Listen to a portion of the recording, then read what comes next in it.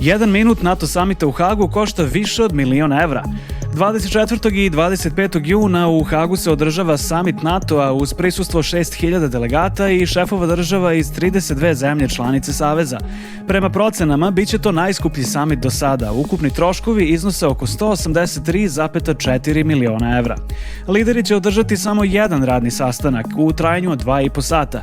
Na prethodnim samitima bilo ih je po 3, ali novi generalni sekretar NATO-a, Mark Rutte, odlučio se za samo jedan, navodno zbog temperamenta američkog predsjednika Donalda Trumpa.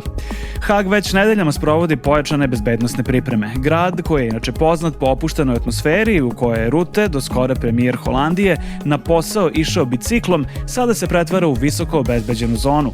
Holandska mornarica angažuje 7 fregata, a na terenu će biti 27.000 policajaca u sklopu najveće bezbednosne operacije u istoriji zemlje. Ako ove nedelje imate nekog posla u Hagu, preporučuje se da ga odložite.